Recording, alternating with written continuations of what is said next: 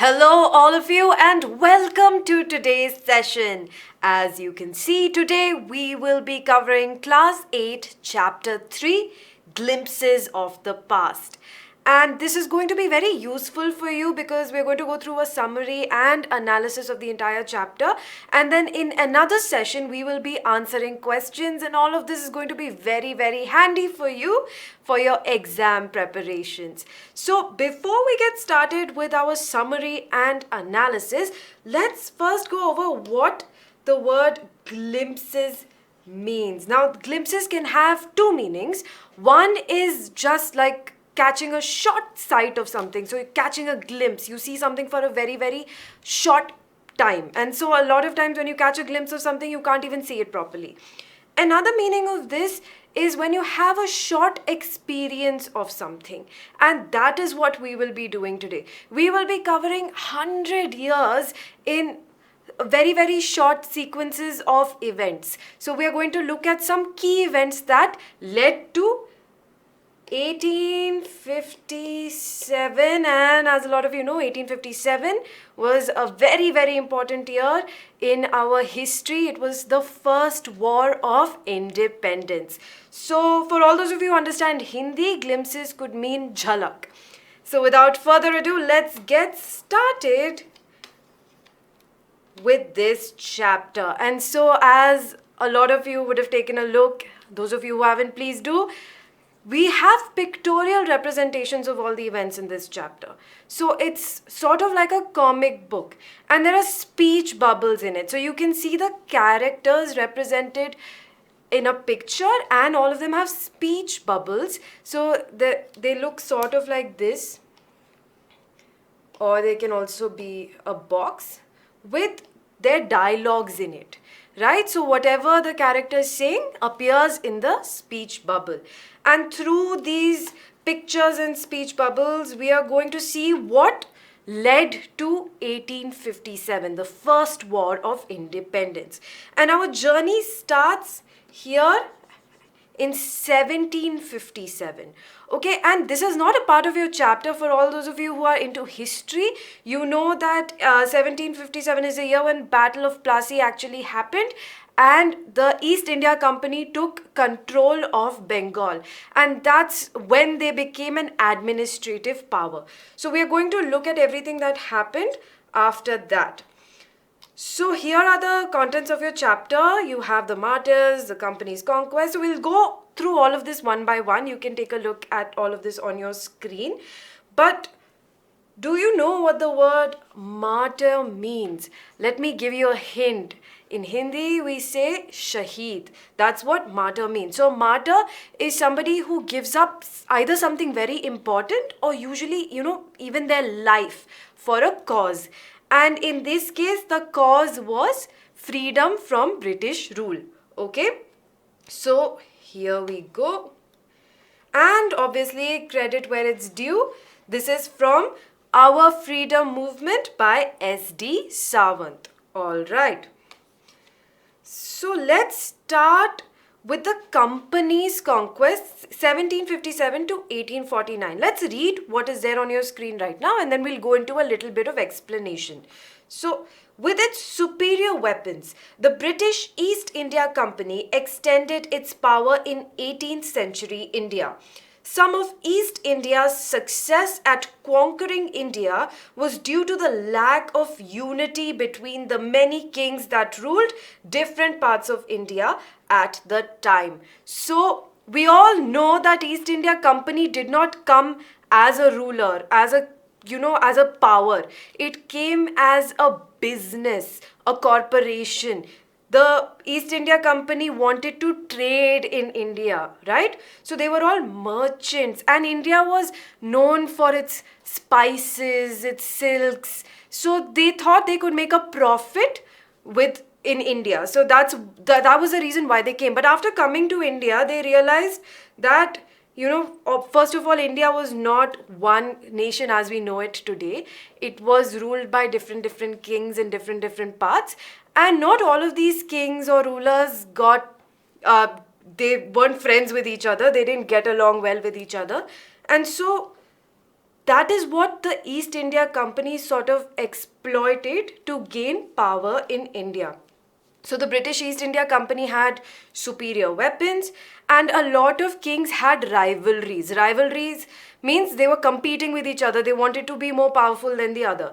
And so they thought that they could use the East India Company's superior weapons or, their help to sort of gain power over each other. And with that, they unknowingly gave way to East India Company to become an administrative power and not just a corporation. And what does it mean to become an administrative power? It means you take the governance, the law, rules and regulations, everything in your hand. So all the citizens of that particular place have to listen to what you have to say. Okay, so it was due to the lack of unity between many kings that the East India Company gained control. All right. Then moving on to the British rule. So like I told you, they came first as a corporation, slowly gained power and took control. So being merchants, the British wanted quick profits. Their heavy taxes forced farmers to abandon their fields. They also did not put any import duty on the goods manufactured in England when brought into India. Okay, so because they were a company, they understood that it was important for them to make profits. And with administrative control, they could figure out ways to increase that profit. And one way of doing that was imposing heavy taxes on farmers, which eventually led the farmers to abandon their fields because they couldn't afford to keep their fields and grow crops in it. Second thing that they did was import things from England, goods manufactured in England. So something that was manufactured in England was brought into India. And generally speaking, even today, when we import something from a different country, there are taxes on that. So the country that we are importing from will give us a good for a certain amount, and then we will add taxes to it, and that will become the final price of the good. So the final price of the good will be a lot higher. And two reasons why governments do that is because first, the government also needs income from the imported goods, and secondly, so that local manufacturers are not affected by imports, so that local manufacturers can continue to manufacture goods at a lower price, and people will prefer buying those goods and not just imported goods. This is why we say that imported goods are generally more expensive. That is because tax is added to those goods. But what did the East India Company do? East India Company did not put any import duty. Duty here means taxes. So, and because they did not put any import duty on the goods that came from England, then all the local goods that were produced were not bought by the people, and local manufacturers suffered because of this. All right. So these are the two things that the East India Company did to exert more power, and this is how it affected Indians. And here's a fact. So because local manufacturers were not able to sell their goods and make a livelihood, a lot of them eventually died of poverty and starvation. So between 1822 and 1836, 15 lakh Indians died of starvation. So, and all of this happened because of British policies. All right. Then, now here's something that's from your chapter. Anyone who crosses the seas loses his religion. So this is just a spiritual leader, guru, telling this to all his disciples. And another one is saying all the misery in the world is due to women. Now, what are these? These are backward, superstitious beliefs. What is a superstition? A superstition is something that everyone tends to believe, but there's no reason, there's no logic, there's no science behind that belief. So anyone who crosses the seas loses his religion. If you ask them how, there might not be a very logical answer to this, but people get scared and they believe this to be true. This is a superstition. And because of all these backward thoughts and superstitions that prevailed in India during that time, the British were able to exert more control over the population. Okay? And many religious leaders at that time preached these ideas, which led to a lot of problems in society. Okay, and some of the problematic things that happened were untouchability because of the caste system and child marriage. Alright, because women were thought to be the reason behind all the misery in the world. They were just married off at a very early age so that they're not exposed to the world, they don't do anything, they just sit at home, cook, clean, take care of the household. Okay, so that is all of these things. What do? Even today, so backward thinking, superstitious beliefs, they make the country weak, and that's what happened at that point of time as well, which led to the British again exploiting the entire situation and gaining more power. All right. So now here we have the mention of a very important figure from history. It's Ram Mohan Roy. A lot of you would know him as Raja Ram Mohan Roy. Okay, and this is happening from 1772 to 1833. And Raja Ram Mohan Roy, a learned man from Bengal, understood what was wrong with the country. So we all know that he was a social reformer. What is a social reformer? Person who brings about a change in society. So he tried to convince people not to have all of these backward thoughts and opinions, and tried to liberalize society, tried to bring more enlightened ideas into Indian society. So here's what he's saying. Let us not despise ourselves. Our ancient culture is great, and we are capable of greater achievements. We must first reform our society. Superstitions have been ruining us. How are superstitions ruining you? Let me give you an example. The East India Company crossed a sea to get to India. Right? They came all the way from England, crossed a sea, got to India, made such profits, ruled over India for 200 years. And they couldn't have done any of this if they believed that crossing the sea will make you lose your religion. So because a lot of Indians thought crossing the sea would make them lose their religion, they never explored the world outside. They just stayed where they are. This led to lack of exposure and lack of opportunities for them. Right? So this is an example how superstitions stop you from advancement. Okay, and Raja Ram Mohan Roy thought that we must first reform or change our society. And he gave an analogy. What is an analogy? An analogy is when you compare two different things that have a similar sort of meaning or implication. So he gave the analogy where cows are of different colors, but the color of their milk is the same. Different teachers have different opinions, but the essence of every religion is the same. Why did he say this? So first he compared how cows are all different, religious leaders and religions might all be different, but the milk from all the cows is the same. Similarly, the essence, the meaning of teaching of all the different religions remains the same. Okay, and he said this because there were rifts between the different religions, right? So there might have been people in all religions thinking that their religion is superior to the other. And Ram Mohan Roy thought that bringing Indians together, regardless of their religion, is very, very important. Because what did the British do? The British used divide and rule as their policy to gain control over India. Right? So Raja Ram Mohan Roy thought that if you could convince everybody that even though their religions might seem different, or their gurus might be telling them different things, the essence of every religion is the same, and we must understand that. Alright? So Ram Mohan Roy was also very attracted by science, and modern technology, modern knowledge, and he had started a newspaper, but the British got suspicious of him and stopped his newspaper in 1823. Okay. So Raja Ram Mohan Roy actually crossed the seas and went to England to see what made the British powerful.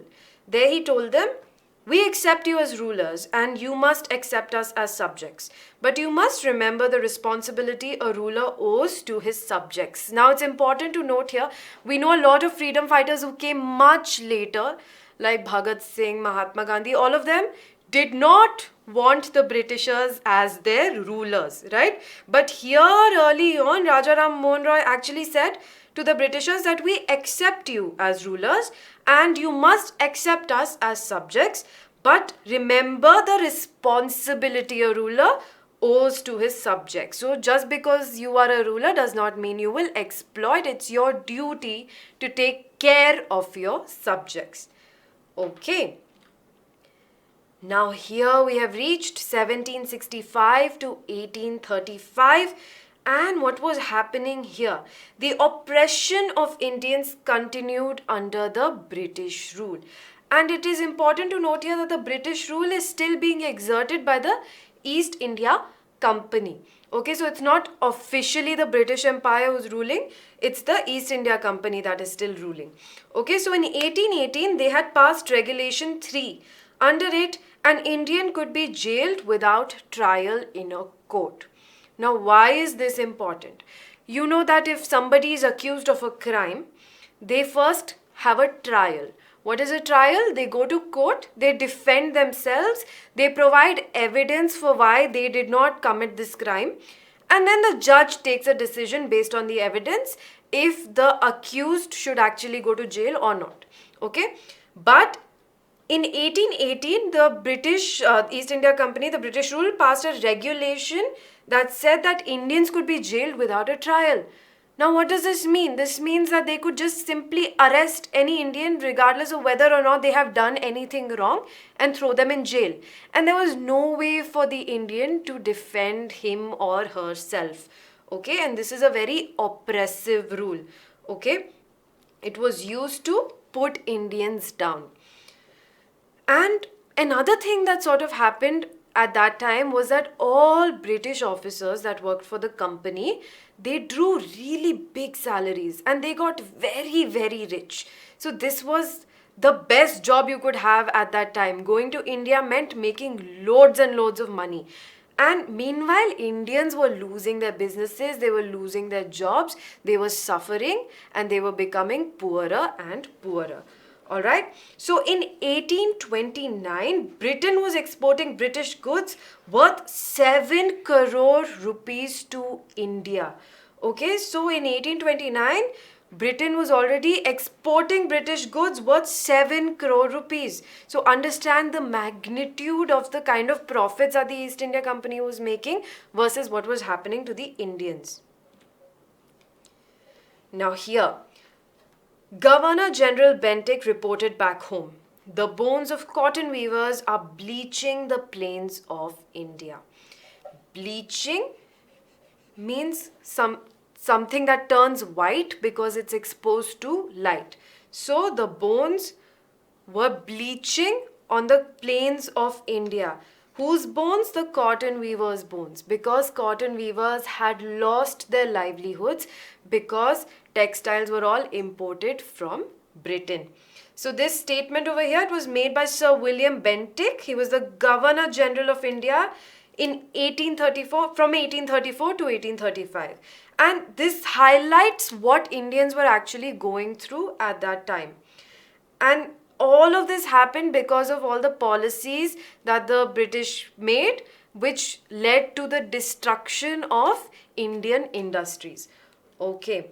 And obviously everything, so in India you had a lot of artisans working with hand, they were producing handicrafts, and Britain at that time had already mechanized a lot of their processes. So most of their goods were machine made, so they were easier to make, they took less time to make, and they were mass produced, and all of this was shipped over to India, and Indian artisans lost their jobs. Now 1835 to 1856, what is happening? Dissatisfaction. English education produced clerks to whom the British gave petty jobs under them. Incidentally, it also produced a generation of intellectuals. So prior to this, education in India was mostly through the means of either Sanskrit or Persian. And in 1835, an Englishman named Macaulay suggested a change. He said we should start teaching the natives, we should start teaching the Indians in English. Alright, and what this did is it produced a lot of clerks who could do all the petty jobs that Britishers thought were beneath them. So all the very boring sort of work that took too much time and was not that important but had to be done, like filling out some paperwork and all of that, they said that we should just teach all the Indians how to read and write and speak in English, and they can take care of all these jobs and we could do more important things. But what this also did was that it gave birth to a new generation of intellectuals. Alright, people like Rabindranath Tagore and even Rajaram Mohan Roy for that matter, once they were exposed to the world of English, they understood a lot of things better, and they understood the psyche of the British. So the people that they were trying to sort of fight against, they understood the way they functioned a lot better by learning their language. And here's what they started saying. We must educate our brothers and try to improve their material conditions. For that, we must convey our grievances to the British Parliament. What are grievances? Grievances are complaints. Okay. Now here's 1855 to 1857, the sparks. So taxes continued to ruin the peasants. In Bengal, the Santals, who had lost their lands under new land rules, became desperate. In 1855, they rose in rebellion and massacred Europeans and their supporters alike. What is massacred? Massacred is killed. So because the Santals had lost their lands because of the new oppressive land rules, they rose in rebellion, got together and killed the Europeans and all the supporters of the Europeans. And these were the sparks that eventually manifested in 1857.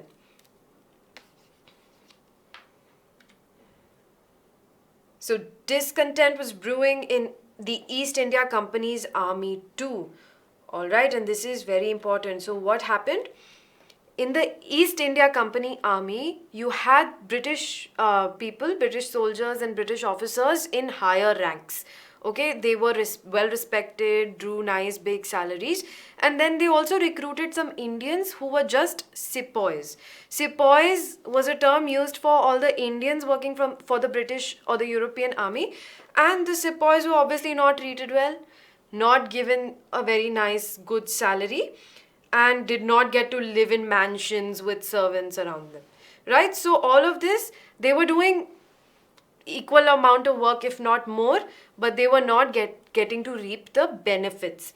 So while we get a pittance and slow promotions, what is a pittance? Just very, very low salary, barely enough for them to survive, and slow promotions, okay? So the Angrez asks us to cross the sea, which is against our religion. Who is the Topiwala to abolish our age-old customs? So what was happening? The Britishers were asking Indians to do things that they were not comfortable doing because of their age-old traditions and customs, and this made them angry. So here they are saying we must drive out the Angrez. So thousands and thousands of sepoys actually started sharing these emotions and revolted against the British. And there was one special sepoy worth mentioning, Mangal Pandey. A lot of you must have heard of him because there was a movie made on Mangal Pandey. So Mangal Pandey actually attacked the adjutant of his regiment and was executed. So the adjutant is just a military officer who takes care of administrative matters, and a regiment is a huge group of soldiers that is comes under a single colonel. Okay, so he killed the adjutant. It's a very confusing word to say. Adjutant of his regiment, and was actually executed. So few Englishmen had cared to understand Indian customs or the people's mind. The Britishers didn't care enough to understand Indians. They thought that Indians were beneath them, that they were the superior race, and it was their duty to civilize all of the Indians. So they did not care about Indian customs or how the people thought.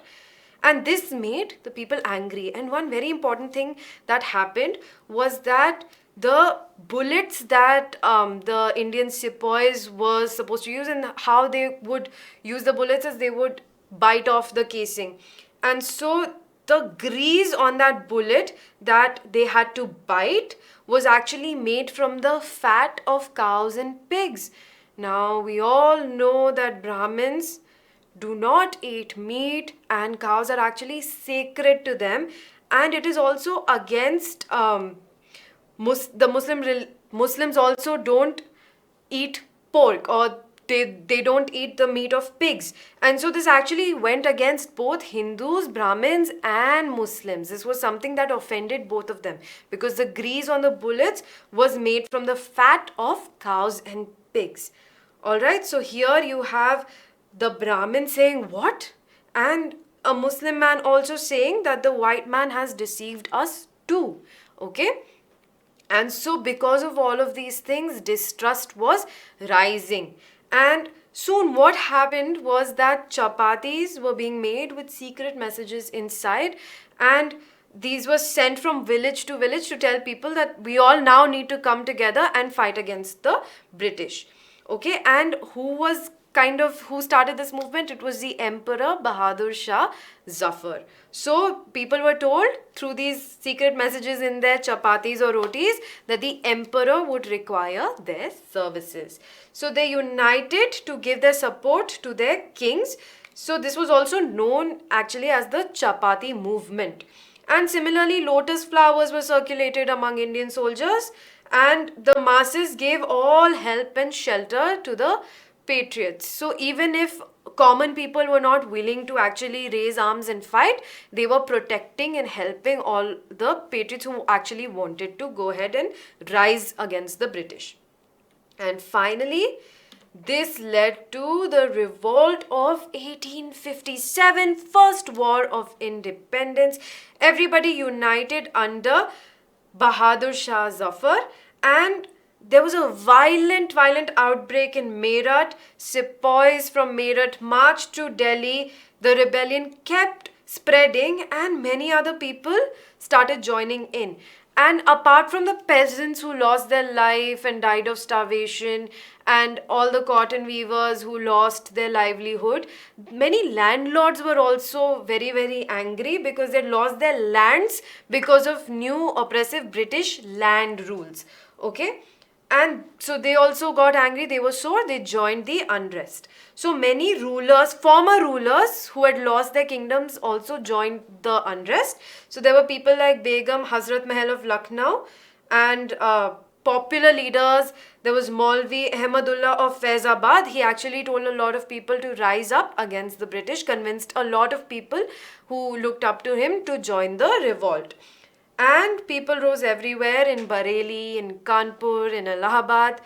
And here the Maulvi Ahmadullah is a name that you should remember. Maulvi Ahmadullah of Faizabad was a very key person in getting people to gather and rise against the British.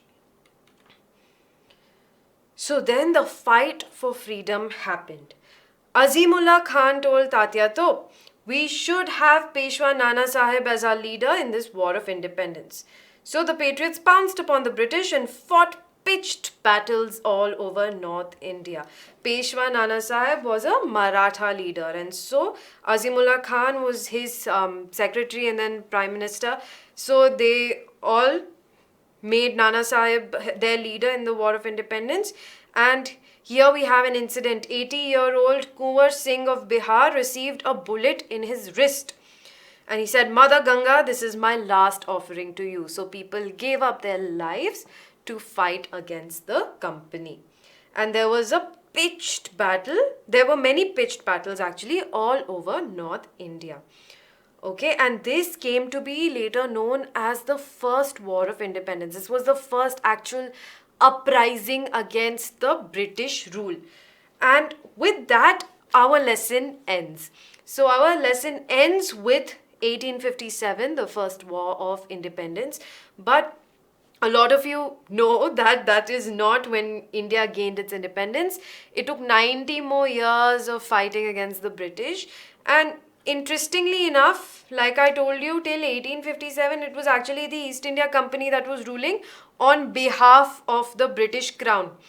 But after this revolt of 1857, the British Empire actually officially took over. There was the Government of India Act, and 1858 onwards, the British Empire was directly ruling over India. And then a lot more freedom fighters came about, a lot more battles were fought, and finally India gained independence in 1947. So, you must be knowing about a lot of other freedom fighters and important events that happened during this time. So do think about all of those events. For example, you can make the connection between the Swadeshi movement and what was happening.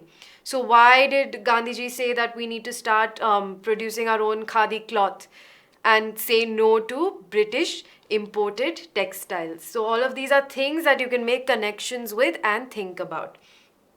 And that's all for us. So we have covered 100 years through some short glimpses, and we finished the summary of this chapter. So I hope this summary gave you a good understanding of what happened. I also gave you some other tidbits of information that wasn't a part of your chapter, but that will help you understand the overall picture of the climate of that time.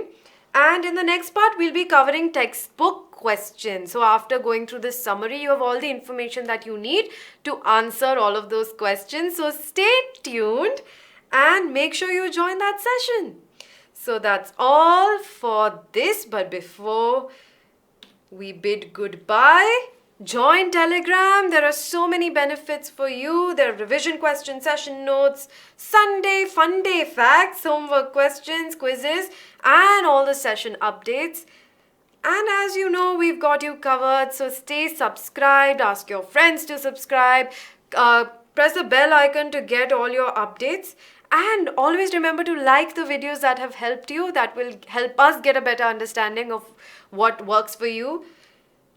And check out Byju's classes. Some of you did have a glimpse of these classes when you joined the mini learning program. But as you know, you have a 2-teacher advantage with these classes and a host of other benefits. So do give it a shot. Links are all in the description. Check out Byju's The Learning app. Download it. Go around, play around with it. There are many fun things for you to do. You have your own journey through different chapters, and you'll be able to understand where you stand and how well you're doing and how well you're growing. So definitely take a look at this. And as always, Byju's scholarship test from classes 4 to 10 happens every Sunday, and it's absolutely free. You can get a 100% scholarship and get all of this fantastic material for free. So do test your conceptual understanding and aptitude. All links, as always, are in the description box. So take a look at them and see you in the next session where we answer all the questions. Thank you so much. Have a great day ahead. Bye-bye.